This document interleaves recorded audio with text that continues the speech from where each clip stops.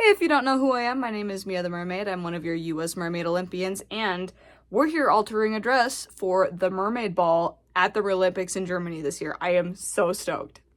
Let's just freaking alter this dress before I change my mind. As for what the heck I'm doing to this dress, getting rid of this abomination right here. I just can't do it. I'll put pictures up of what it looks like as this. I just can't freaking do it. Also, it was altered by someone else, so those snaps are not original. There's also nothing on the other side, so I have no idea what those connected to. The zipper is original, and then I'm not sure about the hemming, but I am going to leave it this length because A, I hate hemming, and B, I'll be wearing heels, so it should be fine. The first goal is to cinch the dress where the circle is because that flared out without it and it looks really wonky. The second goal is to get rid of this funky diamond neckline mesh thingy. I just hate it and I need it gone for the regular sweetheart neckline. The second reason behind that is because it sags from the weight of the dress and where the neckline connects. So this dress was secondhand and I don't know how old it is, but I need something to hold the dress up and the neckline just isn't doing it. Made a rule for spending money on alterations, so I'm doing this strictly with things in my house. So I am very lucky I have equipment for gold grommets and freaking ribbon from my wedding using the leftover mess. Let's open up the back and I'll show you using little drawings what my brain is thinking. Okay, so you can see the splay of where my front sternum meets the dress, and then my back has this giant V cut out of the back side of the dress, and that's where this flares out is because there's nothing pulling it in, and the neckline just can't do it. And again, I don't think this is original because all that down in there is hand-stitched. So I feel less guilty about taking it apart if it was already altered once. So I want to measure out how far the actual corset will go, but still relying on this goes mid-back, so that's the highest point of the corset.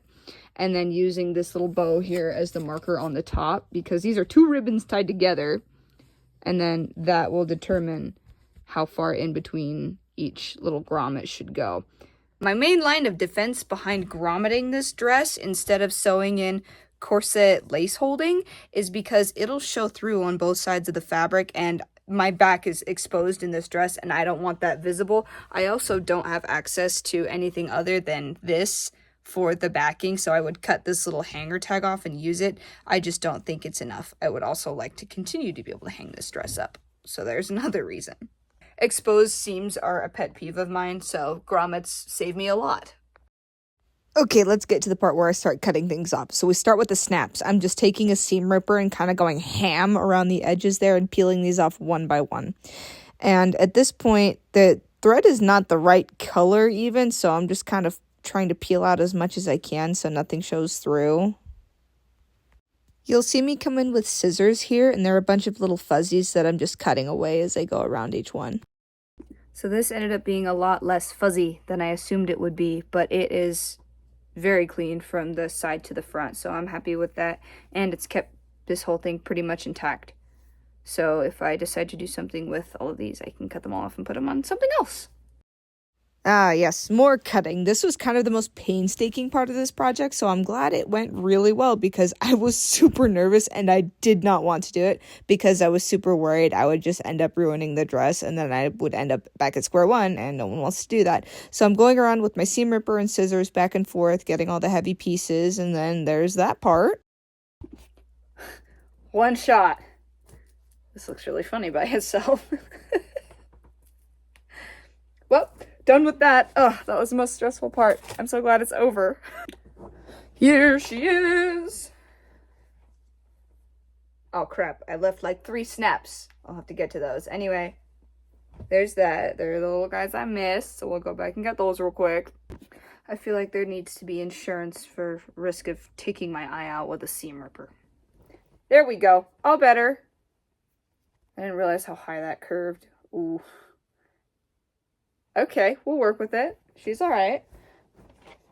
I'm so glad that came off easier than I was expecting because I was really stressed and I didn't want to do it. Okay, I tried the dress on and found that about 1.5 inches from the zipper is the safest place to put the very last grommet from the top, because if you put a grommet too close to where the dress already meets, when you cinch it up, it's all muddled and crazy looking, so I want to avoid that by putting it up higher. As for the tabs, I need the eyelet to hit right where that seam will pull, because I don't want to have it down back here and then this corner is just flapping in the wind. That's not going to look very good. So now I need to measure out about 4 of those grommets, snap them on there, and then hopefully that part is done. For those of you who cannot keep chalk like me, I use ibuprofen and the press, and I grind it up against this, and then it makes a little ring, so when I stamp it back over, I did this one too low, it needs to be like right here. You have a nice white ring of washable marker without having to go buy chalk or remember to own chalk. You know, I feel like by now you should understand that I don't follow a lot of rules that you're taught when you're altering, but I do what I want because I can. The real moment of truth is cutting through all those layers. I don't want to cut too much, so I fold it in half to where the circle is. Little half circle right there. Oh, you can barely see them. And then I take scissors and make a little, oh my gosh, these just had to get up in the sewing machine. I make a little sideways X, so I'll come this way and do like a little triangle. Like that.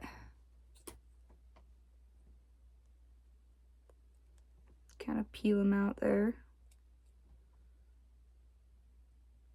Then it makes a diamond. So there's the first layer, and then I'll very slowly cut through the back end. Oh, that's like perfectly over where the eyelet was set previously, so must have done an okay job. And then I'll go through and make this a fairly small circle. I don't cut this to the full size of what the stamp says, because I've definitely overdone the whole size, and then the grommet doesn't fit. More cutting! The stretch on this side of the fabric right here is insane. Like, I can almost get my whole thumb through the back. So I'm glad I didn't go very wide, because the front part is the stretchy part, the back part is solid. And then there's this mystery white layer in there. So that was kind of fun. Well, let's throw a grommet in here. Back to the floor we go. Okay. This is really hard to do in this angle, but I love you guys, so I'm trying to make it so you can see what I'm doing. Alright.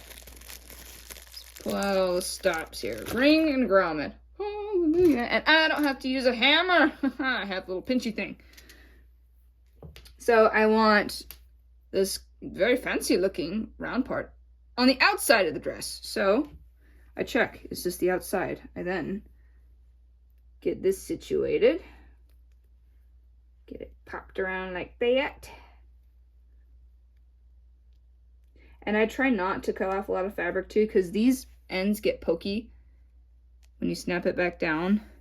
So sometimes having the little layer is good. And then I do round face down. So there's a curve. You don't want that facing out, because that's going to be brushing up against your skin like a bottle cap. So I'll push this down like that. Fits over that. And then squeeze. Ooh, crumpled. Crumpled indeed.